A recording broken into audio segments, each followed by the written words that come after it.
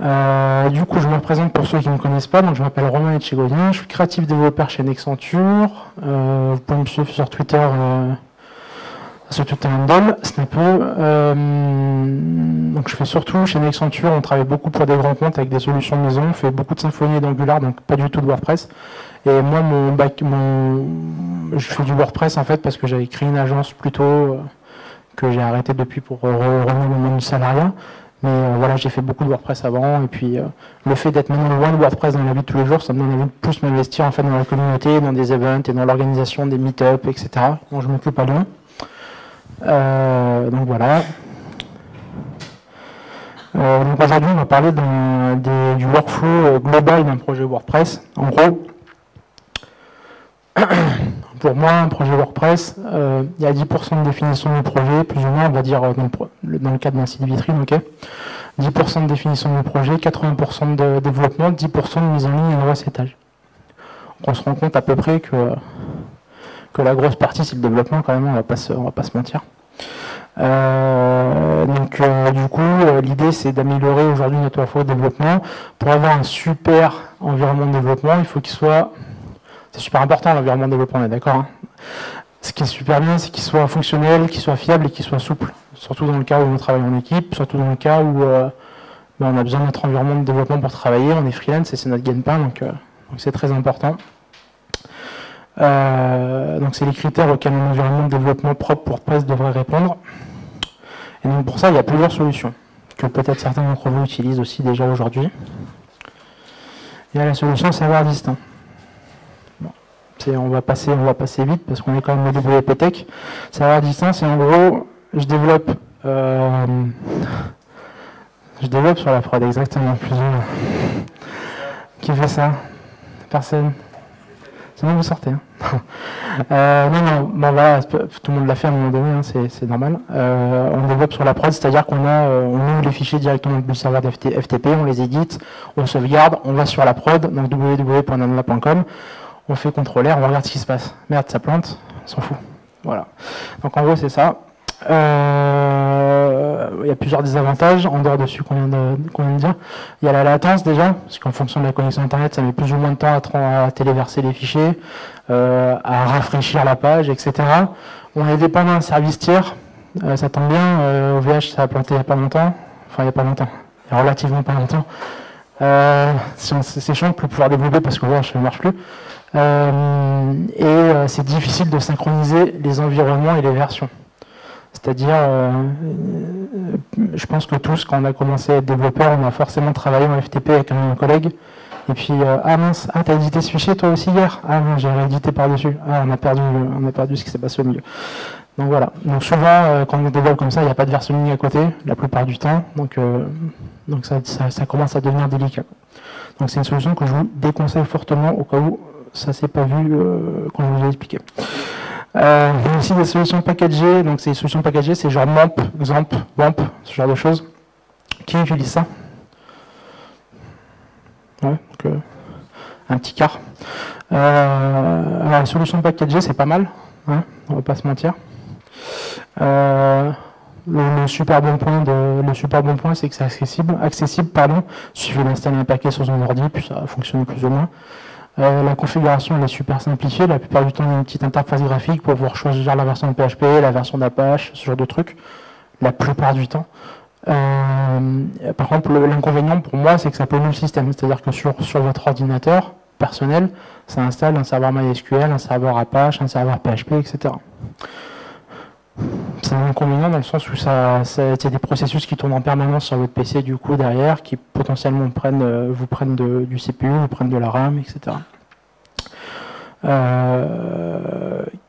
Moi j'ai une expérience sous MAMP par exemple, où un jour, enfin tout se passe bien, je développe pendant plusieurs semaines dessus, il n'y a pas de souci, puis un jour j'allume mon PC et puis j'ai plus de base de données, merde. Qu'est-ce qui se passe? Erreur, non, et puis c'est impossible à réparer.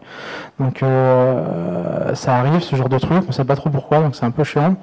J'avais aussi des problèmes, alors j'utilisais MAMP, du coup, puisque j'étais sous Mac, j'avais des problèmes de vhost, je n'utilisais pas MAMP Pro, parce que ça me faisait chier de payer.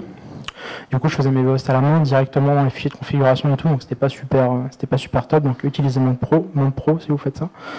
Et et voilà, donc c'est une solution qui est accessible, qui est correcte, il n'y a pas besoin de... C'est pas mal.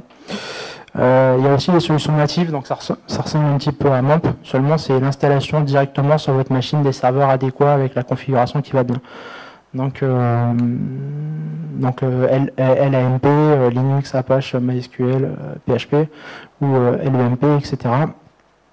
Forcément, ça demande un profil confirmé parce qu'il faut quand même connaître les paquets, connaître un petit peu la Mintis, faire la configuration, faire le lien entre Apache et PHP. Enfin bref, je ne fais pas trop le dessin, c'est pas le sujet. Et pareil, par contre, l'inconvénient, c'est ce ça pollue le système. On a des paquets qui sont installés sur l'ordinateur, qui ont normalement rien à faire sur un poste de dev. Sur un serveur, par contre, il n'y a pas de souci. Hein. Mais sur un poste de dev, non. Ensuite, il y a une autre solution qui s'appelle Vagrant, qui du coup est un peu remplacée par Docker aujourd'hui.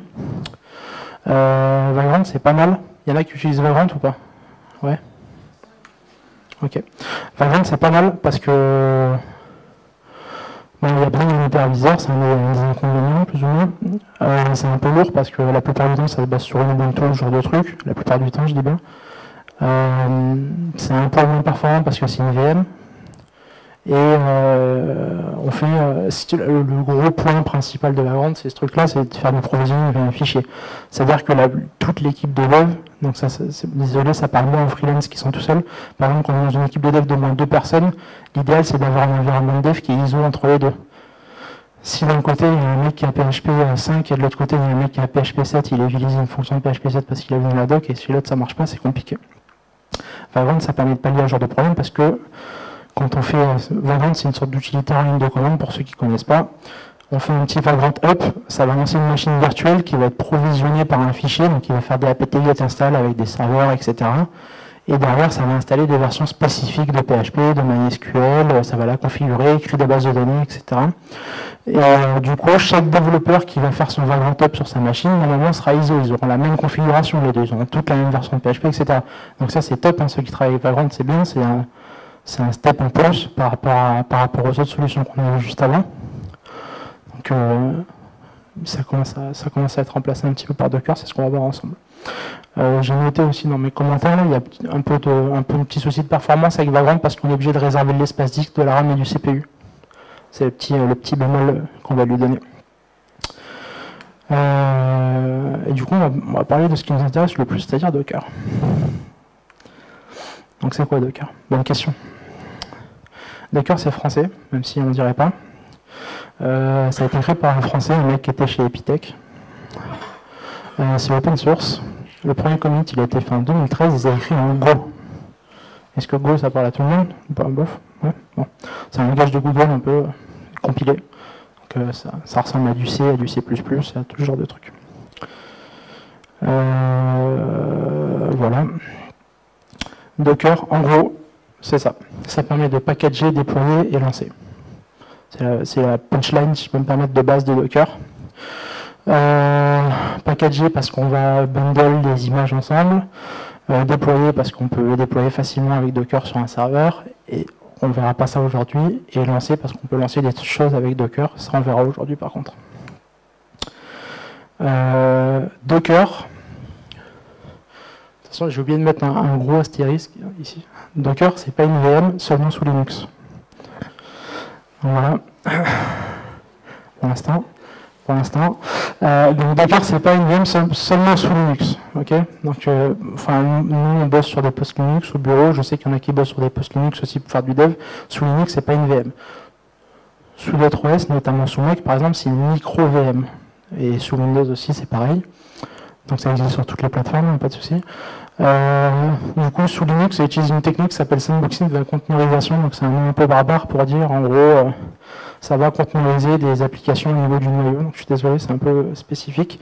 En gros, ça ne va pas réserver du CPU ou de la RAM, etc. Ça va l'allouer en direct, comme si c'était un processus qui tournait sur le PC hôte, en fait. Donc il y a une couche d'abstraction en moins entre le guest OS et la machine hôte. Pour parler en termes de VM. Ça parle les VM, ça parle à tout le monde, c'est bon? Ouais, d'accord. Faut pas avoir peur, hein, si ça parle pas à quelqu'un, j'explique. Hein. Ok. Alors l'avantage, enfin les avantages de Docker pour moi et pour beaucoup de monde, c'est que c'est léger, c'est que c'est portable, on peut l'utiliser sur plusieurs plateformes. n'affecte pas les performances de l'hôte au repos sous Linux, j'aurais dit.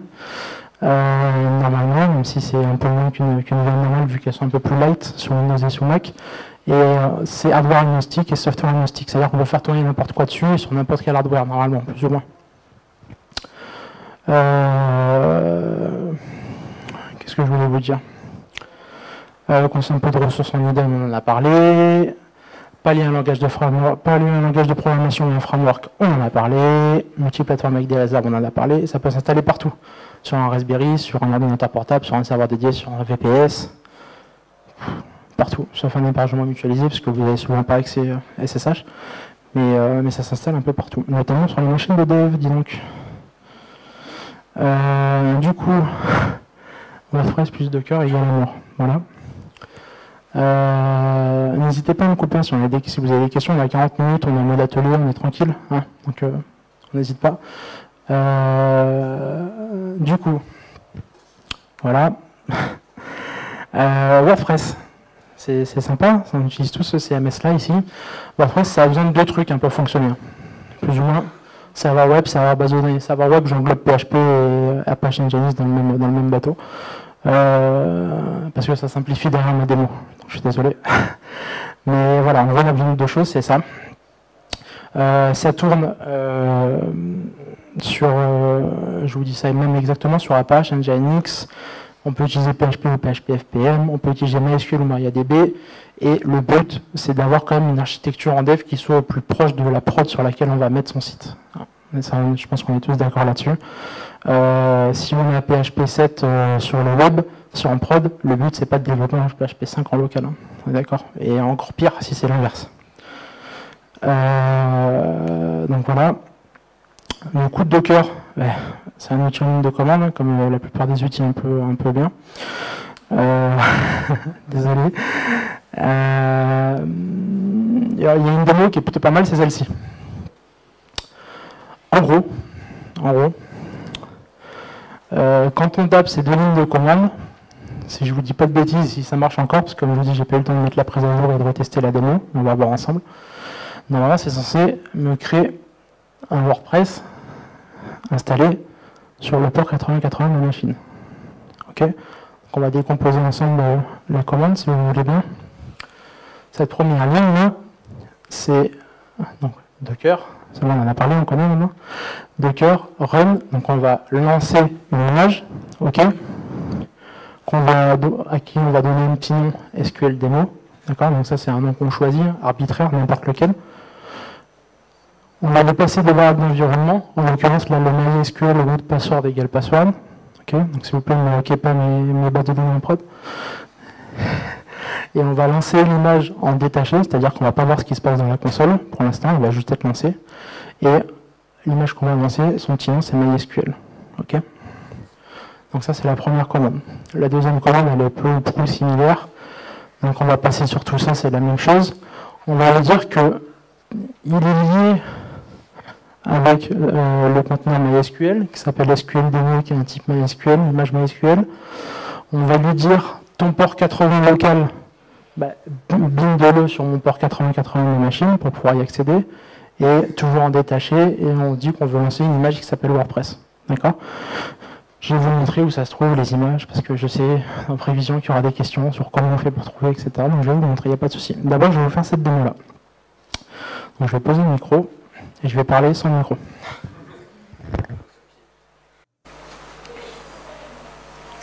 Je suis vraiment pas sûr, hein, donc on va le faire au talent. Donc on lance le terminal. Ok, moi j'ai Docker qui est ici. Tout le monde entend? C'est bon, je parle assez fort? Ok. Donc moi j'ai Docker qui est là sous Mac. Donc Docker sous Mac, on voit, je vais vous montrer. On fait un petit about. Non, c'est pas le about. Non, je dis n'importe quoi. On fait un petit pref. Donc on voit que Docker is running. Et normalement, voilà.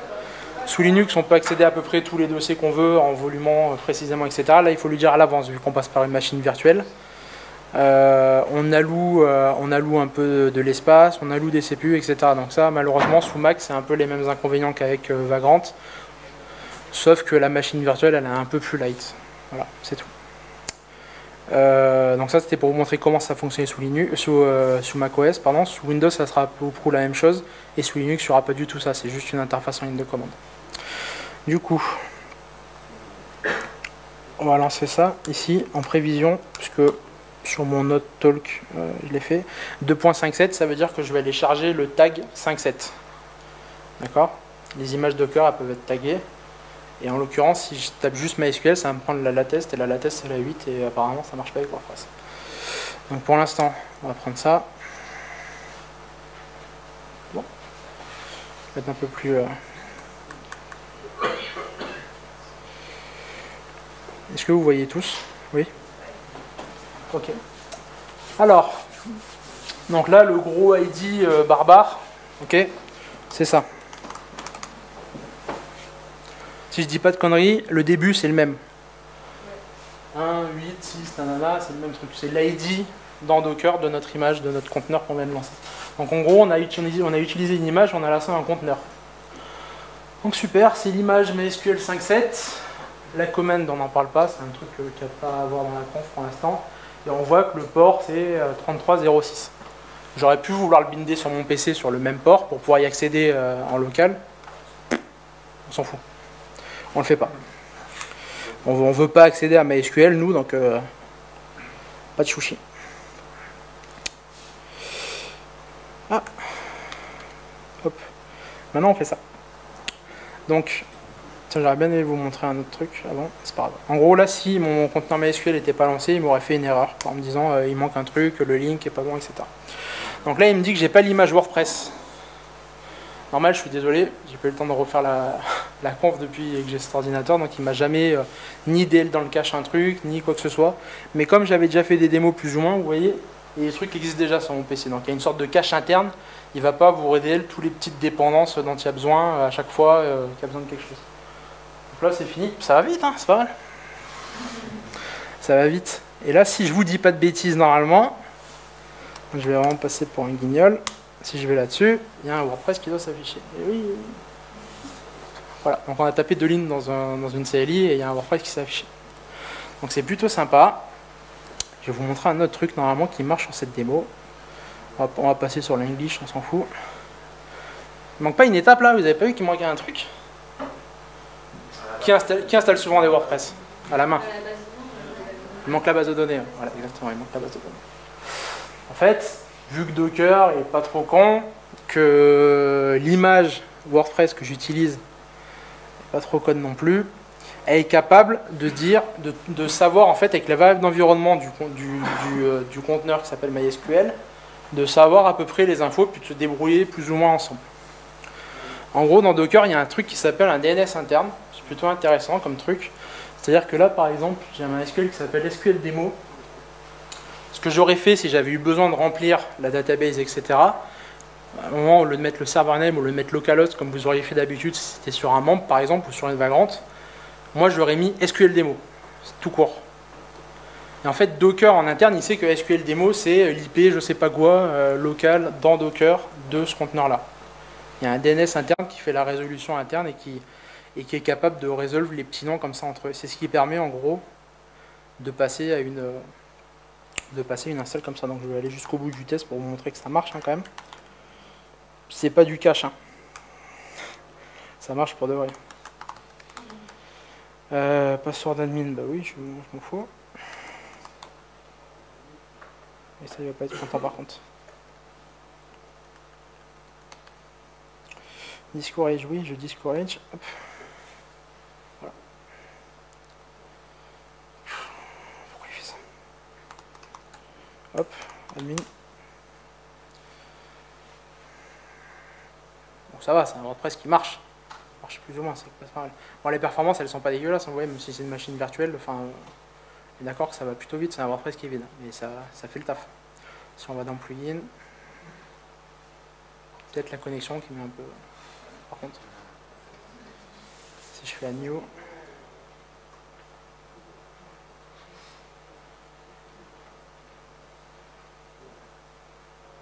en espérant que ça fasse un new un jour. Ah, voilà. On va installer Jetpack.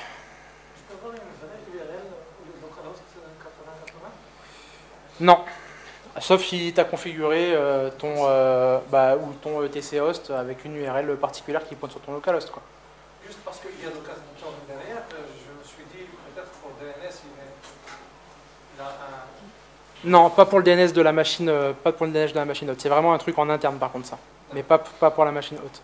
Le seul truc que Docker est capable de faire sur la machine haute, c'est de dire je veux mapper le port local de mon Docker sur un port de ma machine haute pour pouvoir y accéder. En l'occurrence, là, on veut accéder au serveur web qui est dans Docker, où normalement on ne pourrait pas accéder du tout en fait. Et le fait de lui avoir dit "-p 8080.2.80", on lui dit map ce port-là au port local de ton Docker. Donc, voilà. Donc là, j'ai activé Jetpack. C'est un WordPress qui fonctionne bien, de ligne. En gros, ça veut dire que si on veut développer plusieurs sites en même temps, on Oui. doit attribuer un port. Exactement, c'est ça. Ouais, tout compris. Forcément, on peut pas linker plusieurs Docker sur le même port. Après, tu n'es pas obligé d'avoir tous tes Docker qui tournent en même temps. Enfin, là, on vient de le voir. Hein, si je l'arrête et que je le redémarre, une seconde plus tard, il est re-up en fait. Surtout si on a différentes configurations pour les sites. Ouais, PHP 7, du PHP 7, du MySQL, différentes versions. Ouais, on peut tout mixer. Ouais. Bah là, par exemple, j'aurais pu choisir. Je vais vous montrer comment ça marche les images. Je ne vous ai pas posé encore la question, mais je sens que vous êtes curieux quand même. Donc on va aller sur un truc qui s'appelle le Hub Docker. C'est un peu the ressource pour les gens qui font du Docker. On va essayer de se mettre en plein écran, plus ou moins, voilà. Donc là, il y a plusieurs paquets, notamment des paquets officiels. Ok, tout le monde voit bien. Alpine, c'est genre un Ubuntu très light, fait 13 mégas comme distribution. Il y a énormément d'images qui se basent sur cet OS parce qu'il fait 13 mégas. Là, ce que je vous ai chargé, MySQL, etc., ça se base sur, si je ne vous dis pas de bêtises, Debian ou alors Ubuntu. Et donc ça DL à peu près 300-400 mégas quand vous lancez une image. Sauf si vous l'avez déjà téléchargé une fois, ça DL rien. Et la plupart du temps, il y a beaucoup d'images qui sont basées sur Alpine. C'est important de le savoir, parce que des fois, si vous voyez Alpine, vous ne savez pas trop ce que c'est. Voilà, c'est juste un OS qui est très light. Et du coup, hop, on va taper WordPress ici. Donc, vous voyez, il y a une image, elle est officielle celle-là. Elle a été téléchargée plus de 10 millions de fois. Donc ça commence à être bien.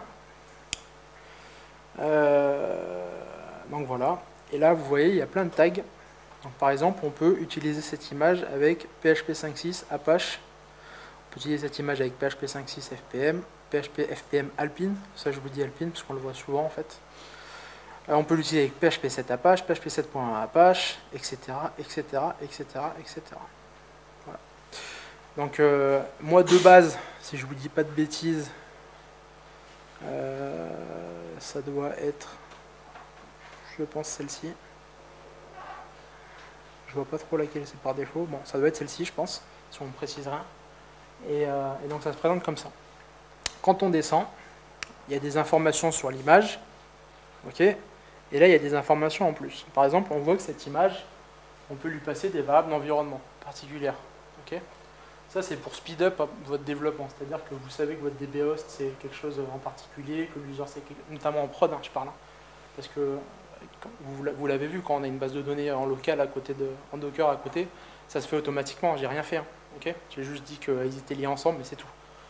Par contre, quand vous déployez en prod, par exemple, ça peut être vachement intéressant d'avoir ces variables d'environnement parce que du coup, votre image WordPress, automatiquement, elle va être capable de se configurer avec les bonnes infos de BDD, avec les bonnes infos d'user, etc. Vous pouvez même créer un utilisateur, si je ne vous dis pas de bêtises. Non, ça je vous dis des bêtises par contre. Mais vous pouvez personnaliser beaucoup de choses, notamment les salts, etc., etc. Donc ça c'est intéressant. Ensuite il y a le Docker Compose qu'on va voir ensemble juste après. Je vais regarder où j'en suis dans mes slides.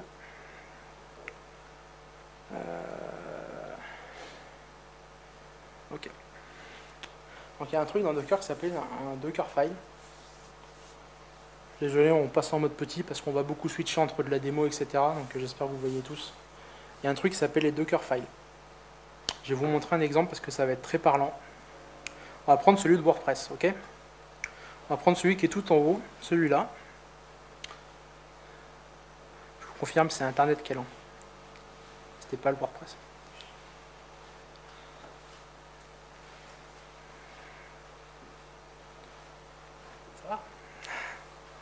Alors,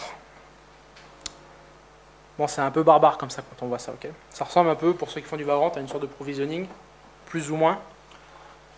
On va lui dire qu'on part d'une image ici, d'accord, qui existe. On part tout le temps d'une image, presque. Je sais pas comment ils font, ceux qui partent pas d'une image, mais moi je pars tout le temps d'une image. Je sais pas exactement comment ils font ça. En gros, on part d'une image. Donc là, l'image qu'on utilise, c'est PHP. Ok? On utilise le tag de cette image, donc comme on a pu voir pour WordPress, 5.6 Apache. Donc déjà, ça nous dit plusieurs trucs. On est sûr d'avoir PHP. On est sûr d'avoir Apache, et on a PHP 5.6. D'accord? Donc voilà sur quoi se base cette image. Ensuite, il se passe des trucs qui s'installent, des libs JPEG, des libs PNG, etc., des trucs spécifiques à WordPress dont il y a besoin pour que ça fonctionne correctement, des trucs pour le cache, ils activent le rewrite, ils déclarent volume, c'est une déclaration, c'est pour dire en gros aux développeurs, voilà les fichiers de WordPress, ils seront à cet endroit-là. Okay, vous verrez d'ailleurs, je vais vous montrer comment on volume des fichiers dans un Docker. En gros là, c'est juste une information, ça fait rien physiquement, ça sert à rien en fait, à part donner l'information à ceux qui vont regarder le Dockerfile. Il y a des variables d'environnement qui sont là, puis là, ce qui nous intéresse le plus finalement, il va aller télécharger la dernière version de WordPress, ou en tout cas la version qu'on a demandé avec le tag du Docker, etc. Ok, je fais tout ce qu'il y a à faire, un dzip, rm, show, tout le tralala. Et ensuite, il va lancer Apache, et puis voilà, ça y est, le Docker est fini. Donc ça ressemble à ça. Vous avez des questions là-dessus ou pas? Normalement, c'est un truc où vous n'avez pas forcément besoin de toucher, ce genre de truc. C'est une image, elle va venir avec un Dockerfile. C'est juste pour vous expliquer comment ça fonctionne et pour avoir une idée de ce qui se passe derrière Docker. C'est une succession de commandes en fait, et on part tout le temps d'un truc pour rajouter des petites choses. Par exemple, moi, ce matin, j'ai fait une conférence pour ceux qui étaient là. Tournez dessus. Hop, sur Composer avec WordPress pour utiliser WordPress comme une dépendance. Ok. Et en fait, j'ai voulu utiliser l'image PHP, d'accord, sauf que dans l'image PHP, il n'y a pas MySQLi. Dommage. Donc j'ai dû faire un Dockerfile moi-même, donc je suis parti de PHP et j'ai ajouté ça. C'est pas grand-chose, mais c'est le obligé. Après, je vais sur le Docker Hub. Obligé, il y a quelqu'un qui l'a déjà fait, hein, c'est sûr. C'est juste que voilà, pour l'exemple, je voulais le montrer. Mais voilà, et notamment lui, il doit le faire, je pense. Je sais pas à quel endroit. Mais forcément faire un endroit. Ou alors dans 5.6, peut-être que c'est déjà Mumble. Je sais pas. Du coup, donc ce que je vous disais, le Dockerfile, c'est une recette d'architecture. Ça nous permet d'avoir des environnements qui sont uniformes. Et même si c'est même pas un Dockerfile, c'est même un Docker Compose. Je pense que le titre, il est pas bon. Bon, je vous ai montré le Dockerfile, on va parler du Docker Compose. Le Docker Compose, c'est une recette d'architecture. Donc, c'est dire, je veux un serveur PHP, un serveur Apache, je veux un Composer, je veux un Memcache, etc., etc., etc. Ça, c'est mon architecture pour faire tourner mon site. J'ai besoin de tout ça. J'ai besoin d'un Redis, j'ai besoin d'un MariaDB, enfin bref, tout et n'importe quoi.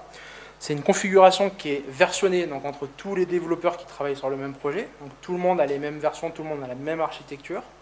Et ça nous permet d'avoir des environnements qui sont uniformes du coup. Okay, ça veut dire que tout le monde tourne sur le même environnement, tout le monde a la même façon de faire, etc. Le Docker Compose, ça ressemble à ça. Je vous le mets en grand.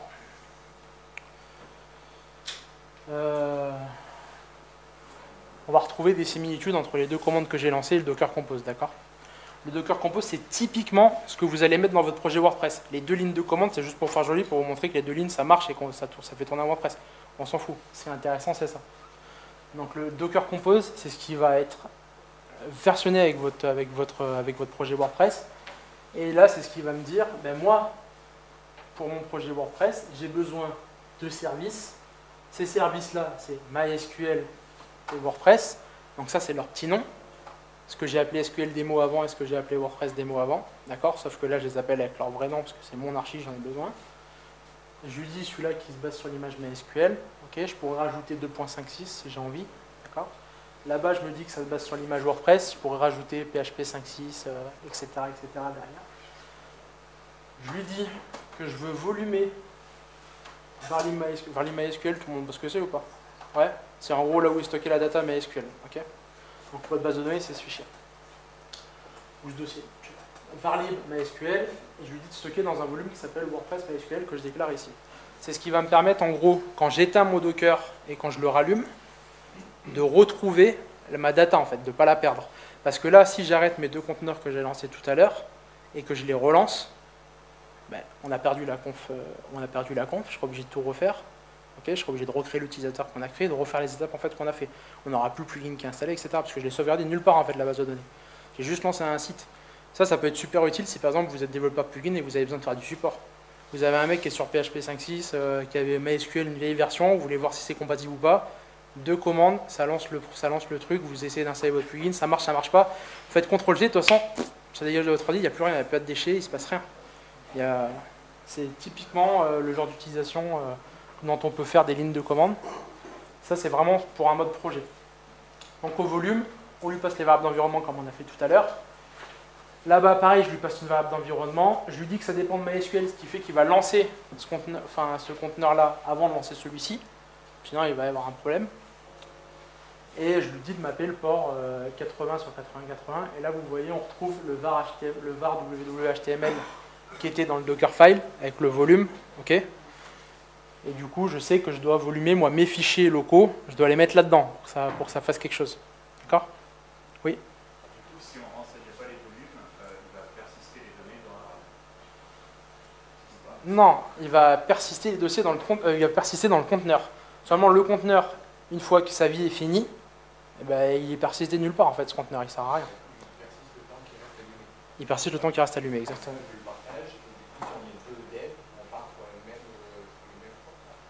Là, vous partez sur la même architecture, si vous avez ça dans le même projet. Je vais vous montrer comment ça se passe en vrai. Donc là, je sais que c'est un peu flou pour l'instant le Docker Compose, mais je vais vous montrer un exemple, ça va être beaucoup plus clair. Donc ok, donc là on volume le MySQL parce que c'est un truc qu'on veut garder, c'est notre projet. Avant on n'avait pas cette utilité là, on l'a pas volume. Si mince, c'est où le bouton échappe? Ici. Si je vais ici, je fais Docker PS et que vous savez comment on est les développeurs. Stop, all conteneur. Désolé. Ouais, mais il y a le petit truc, j'ai la flemme de taper tous les ID. Voilà. C'est chiant, je tape tous les jours presque, hein, mais il faut... Non, avec le Docker Compose, il n'y a pas besoin de faire ça. Vous allez voir. Donc là, ils sont finis, là. Ok. Mais si on refait un Docker PS, plus. D'accord. Mes images, je les ai toujours. Je les ai téléchargées, elles sont acquises, les images. On ne les a pas modifiées. Hein. C'est des images qui sont sur le Docker Hub. Ça va se relancer facilement si je le relance. Si je refresh ici, forcément, il n'y a plus rien. On est d'accord?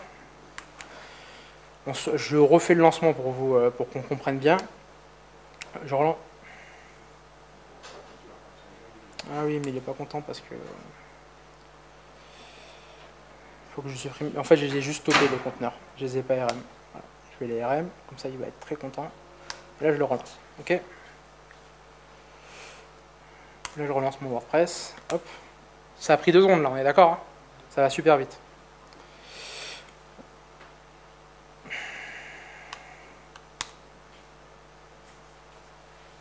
Voilà, on se retape le même délire, d'accord? Donc on est obligé de tout refaire parce qu'on n'a pas persisté MySQL. Ici, dans la ligne de commande, je pourrais rajouter -v et le volumé, etc. Seulement, ce n'est pas l'utilité de la ligne de commande. La ligne de commande, c'est vraiment pour lancer un truc rapidement. Moi, je vais vous montrer carrément ce que je fais avec la ligne de commande. Ouais, je ne suis pas au bon endroit, forcément.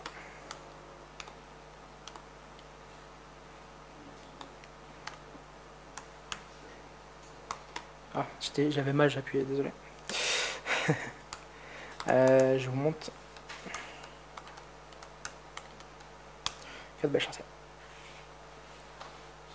bash, ça part. Non, bof. Ça, en gros, c'est créer un alias. Donc, si je fais ça, voilà, ça m'a créé ça, en gros, plus ou moins. Et en fait, là, ce que je fais, c'est que le composer, moi, je ne l'ai pas installé en local. J'aime pas installer des trucs en local, en fait, sur mon PC, ça me fait chier. Et du coup, j'utilise un Docker pour avoir composer sur mon PC. Okay. Donc, ça, quand vous allez sur une image Docker, il y en a plein, pour Node, pour plein de trucs. Des trucs, en fait, où ça vous fait chier, parce que vous installez Node sur votre PC pour changer la version, c'est chiant. Pour mettre à jour les trucs, c'est chiant. Pareil pour d'autres outils comme Python, etc. C'est tout le temps chiant en fait. Alors qu'avec Docker, c'est très simple. Là, ça va me lancer un truc comme ça. C'est une commande toute prête. Je suis allé sur l'image en fait. Je suis allé sur le Docker Hub. Docker. Je vais garder la page pour qu'il ait les conteneurs au cas où. Docker Hub. N'est jamais trop prévoyant. Ici, je vais taper Composer. Ça va jamais aussi, ça marche. Et en fait, si je ne dis pas de bêtises, Using Composer Image, donc là, c'est l'utilisation normale. Okay, si on le lance en ligne de commande, ça ne sert pas à grand chose de faire ça. Si on le lance en ligne de commande, c'est si on est déjà dans le dossier de l'application, qu'on veut faire juste un composer install à cet endroit-là précisément. C'est utile si on le met dans un Makefile. Cet après-midi, il y a une conf de quelqu'un qui va parler de Makefile et de WordPress, très intéressant. Allez-y, ça marche super bien avec Docker, les Makefile en fait, c'est très bien. Et du coup, là, ils expliquent comment on fait pour utiliser comment on fait pour utiliser Docker, n'importe quoi. Composer avec la ligne de commande, voilà, c'est là, Local Runtime Binary. Et il y a pour plein d'images, c'est comme ça en fait, tous les binaires où on l'utilise juste pour exécuter un petit truc vite fait, il y a plein d'images où on vous donne un code comme ça, c'est super pratique en fait, ça évite de devoir gérer les versions, de devoir l'installer en local, là vous avez tout le temps la dernière version, enfin bref. C'est top pour ce genre, juste pour ça déjà je suis content de vous avoir montré Docker parce que c'est vraiment intéressant de l'utiliser pour ce genre d'utilisation. Même pour changer de machine, on copie le contenu et on a tout le tu mets sur n'importe quelle machine en fait. Ouais. Sur tous tes PC, dans ton batch RC, tu mets tes commandes et puis ça te permet d'utiliser Composer en local sans avoir besoin d'installer Composer en local. C'est ça l'avantage. Du coup, je vais kill mes petits Docker parce qu'on s'en fout maintenant. On va les RM aussi. Hop là. Donc ici, juste pour qu'on soit sûr, hein, ça marche toujours pas. Ça marche plus, exactement. Et du coup, on est en démo time là, j'ai l'impression. Si on suit au slide. Donc, je vais aller sur mon GitHub. J'avais préparé ça déjà pour les gens qui étaient au WordPress Meetup à Lyon. Voilà, j'ai un truc qui s'appelle WordPress Docker. On voit bien, ouais, on voit bien. Donc j'ai un dossier WordPress où il y a un git-keep à l'intérieur, ok, pas grand chose. J'ai un docker compose.yml avec que je vous ai montré sur le slide. Ok, donc ça c'est ma recette d'architecture. Donc ça c'est mon dépôt, ça c'est mon projet WordPress. Ok, c'est mon starter. C'est pas mon vrai starter, c'est un starter d'exemple.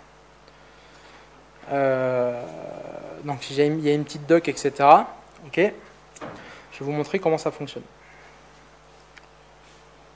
Je sais pas si on est bien niveau temps ou pas. J'ai arrêté de chronométrer. Ça va? Je te sens... D'accord. C'est vrai? Tant mieux, c'est cool. Du coup, je suis ici. Ouais, je suis ici, mais je veux pas faire ça. J'ai oublié des petits morceaux. Hop. Ok, je veux git clone ce projet-là. Je veux git clone. Oui. Ok, c'est des WordPress Docker. Merde.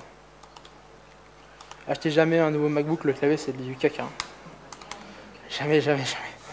Ok, donc c'est mon repo, ok, je l'ai copié, tout est là, il n'y a rien qui a disparu. Il y a un truc qui est bundle avec Docker qui s'appelle Docker Compose. Ok, on en a parlé, ce qui permet de créer des sortes d'architecture avec plein de Docker images, etc. Et en fait, pour lancer un projet quand on a Docker Compose, il suffit de faire Docker Up. Ça ressemble à Vagrant, c'est qui utilise Vagrant. Hein. C'est pas mal.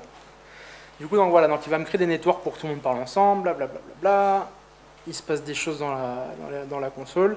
Ce qui est bien, c'est que tous les logs de tous vos conteneurs, ils sont mélangés ensemble. Ça, c'est top, parce que dès qu'il y a une erreur PHP, dès qu'il y a une erreur MySQL, etc., vous le voyez tout de suite. Donc ça, c'est intéressant. Donc MySQL se charge. Ah, MySQL 8. Ah, ben on va voir l'exemple du coup. Je pense qu'il sera... Ouais, je pense qu'il sera pas content.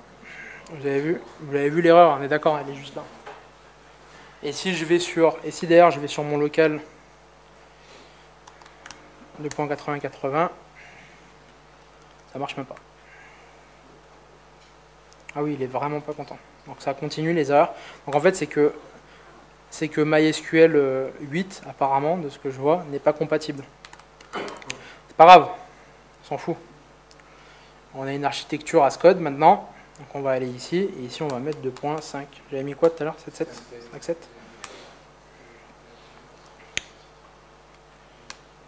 Ah oui, ça c'est très con par contre.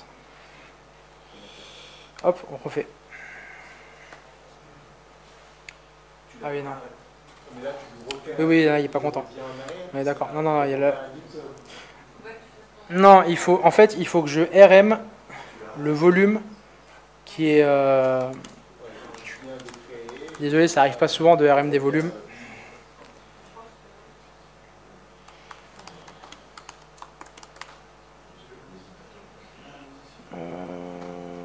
Docker, volume, RM, et moi je veux RM celui-là.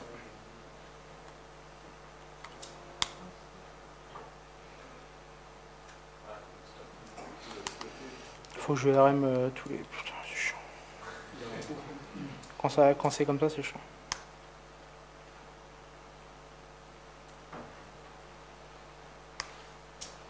Voilà, on est parti. On recommence. Hop.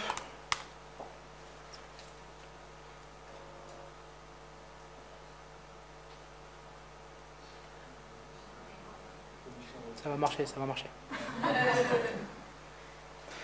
Faites-moi confiance, ça va marcher.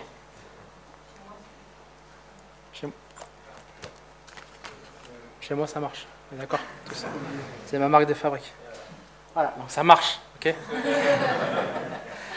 Voilà, donc on a compris ce qui s'est passé. Je vous réexplique au cas où. MySQL, si je ne tag pas mon MySQL, il va me prendre la latest. Exactement. La latest, c'est la 8 sur Docker, dans l'image officielle. Le problème, c'est que tout ce que j'ai l'impression de voir, c'est pas compatible pour l'instant. Du coup, ou alors il faut rajouter des paquets et bref, la flemme. Et du coup, l'idée, c'est de taguer en 5.7 et puis de faire en sorte que ça fonctionne. Avec WordPress, oui, je pense. Parce que WordPress est toujours stuck en MySQL, en MySQLi, etc. Donc effectivement, c'est pas... Donc voilà, donc là, je continue. Toto, admin, on confirme. Toto@data.fr, on discourage, on installe.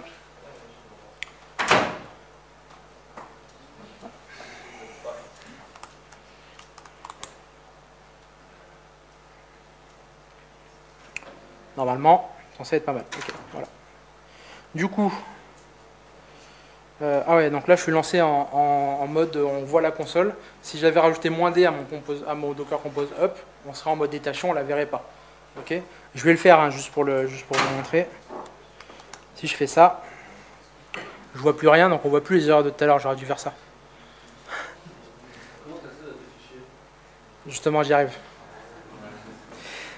Du coup, je montre d'abord comment on accède au log, ça ne te dérange pas, et je reviens au fichier. Du coup, on ne voit plus les logs, donc on peut faire ça par exemple. Ok. Voilà, on peut faire ça aussi. Enfin, -f, ça parle à tout le monde, c'est comme si on fait un tail nanana -f sur un fichier. En gros, ça va le refresh à chaque fois qu'il y a un nouveau truc qui se passe. Ok. Là, je peux faire CTRL-C, il ne se passe rien, normalement. Il y a un truc chelou, mais on s'en fout. Et normalement, si je fais Docker Compose, est-ce qu'il tourne toujours là? Oui, ça tourne toujours. Si je fais Docker Compose Down, donc c'est beaucoup plus simple que de faire de s'amuser avec les conteneurs en ligne de commande, hein, d'accord.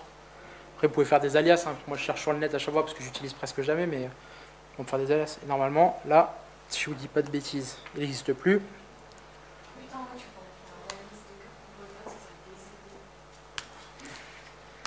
Et là, je viens de le re-up. On n'a pas eu besoin de réinstaller WordPress. Ça marche. Okay. Pourquoi? Parce qu'on a persisté MySQL. Voilà. Donc là, on a à peu près fait le tour de comment ça fonctionne Docker. Et du coup, vous vous souvenez, on a fait un truc qui s'appelle volume. Je vous le remonte ici. On a dit que le dossier WordPress, qui était local, ok, .wordpress, donc le dossier courant du projet, c'est-à-dire le dossier là où on fait Docker Compose, elle sera volumée dans, enfin, que le contenu de var www.html sera volumé dans WordPress. En l'occurrence, c'est ce qui se passe pour de vrai, parce que si je fais open ici et que je vais dans WordPress, magie, on a plein de fichiers. Alors qu'on a vu sur Git, j'avais 0 fichier. Hein. Okay. Et là, si je fais un commit, ça va commit les fichiers de WordPress, etc. Donc je vous invite à regarder la conf qu'il y a eu ce matin pour arrêter de commit WordPress. D'accord?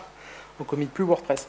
Et il y a quelque chose que je voulais vous montrer aussi, si vous souhaitez aller plus loin à l'issue de cette conférence, et je vous invite à aller plus loin, c'est d'utiliser WordPress avec Composer et Docker accessoirement. Et il y a un truc qui est tout prêt sur mon GitHub, et honnêtement, c'est la meilleure façon d'utiliser WordPress en développement sur votre PC. C'est WordPress comme une dépendance, avec un Docker à côté, et en fait, WordPress n'est jamais versionné, le seul truc qui est versionné, c'est votre dossier WP Content et seulement ce que vous avez choisi. Donc votre thème, votre plugin, etc. Même les plugins, genre Polylang, ACF, etc., il n'y a pas besoin qu'ils soient versionnés en fait. Vous les ajoutez dans le Composer, vous faites la Composer install, puis voilà, donc je vous invite à regarder la conf de ce matin, même si j'ai pas pu faire de démo, si jamais ça vous intéresse, on fera des démos cet après-midi, je suis dispo. Et c'est un super bon duo les deux, pour augmenter votre workflow WordPress, c'est vraiment the best duo, quoi. Surtout si vous êtes une équipe. Surtout si vous êtes une équipe. Je peux créer un Docker avec mon install WordPress, avec mes plugins, avec les outils que j'utilise en l'occurrence. Alors tu peux, après, pas forcément avec l'image que j'utilise moi, parce qu'elle, elle va télécharger WordPress dans le dossier. Donc ça, c'est pas top, parce qu'en fait, ça peut écraser des fichiers qui sont à toi. Donc c'est pas la meilleure façon de faire. Par contre, si dans ton Docker Compose, tu décides de mettre, comme j'ai fait ici en fait. Si je pars de zéro et que j'en fais un. En fait, alors je vous montre ce Docker Compose parce qu'il est intéressant pour un vrai workflow de dev. Là, j'ai pris l'image WordPress parce que l'idée c'était de faire une démo. Je ne veux pas m'amuser à télécharger WordPress, etc. C'est pas le but, ok? Ça, c'est un Docker Compose qui peut vous servir pour de vrai dans le développement local, d'accord? J'utilise l'image PHP qu'on a vue tout à l'heure, ok? Qui part, je vous refais pas le truc, hein, mais c'est la mienne, c'est mon Dockerfile qui part de Apache, etc., qui utilise MySQL en plus, d'accord? Donc je lui dis que je veux mapper le port 8080, nanana. Je lui dis que je veux mapper point en var www.html, d'accord? Point, c'est là où j'ai mes fichiers dans ce dépôt. Je lui dis que je veux MySQL 5.7, que je veux le volumer, ça c'est tout pareil qu'avant. Ok? Je lui dis que ma database c'est ça. Et là, il n'y a pas de lien entre les deux qui se font en fait. Cette image-là, Apache, elle n'en sait rien à WordPress, elle ne connaît pas les variables d'environnement. Donc là, si je vous le lance, je vais devoir installer WordPress normalement. Donc je vais devoir lui mettre que le hostname de la BDD c'est MySQL, que le mot de passe c'est password, que le database c'est WordPress, etc. Ça, je vais devoir le mettre à la main. Mais ça, c'est vraiment le truc qui est très intéressant pour WordPress. Et si on a encore un peu de temps.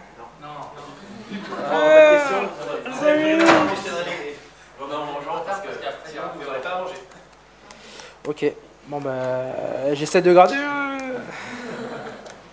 Parce que je crois qu'il est fait en fait ce truc là, parce que c'est ma démo. Ici, je vous montre juste vite fait ma démo. Là en gros j'ai fait Docker Compose Up et j'ai fait Composer Install, d'accord, là-dedans. J'ai fait 2 commandes seulement. On va dire ça, d'accord. C'est pas vrai, il n'y a pas Composer Up, mais il y a le install qui est fait. En fait, ça m'a installé WordPress là-dedans. Ok, qui est un dossier vide dans mon GitHub, il n'est pas versionné ce truc, ok. Donc on s'en fout. Par contre, tout le reste est versionné. Le index.html ici, il est versionné. Il y a des trucs qui changent. Je vous invite à regarder la conf de ce matin. Le WP config, il est versionné aussi. Il y a des trucs qui changent. N'utilisez jamais ça en prod. D'accord? C'est juste pour le dev.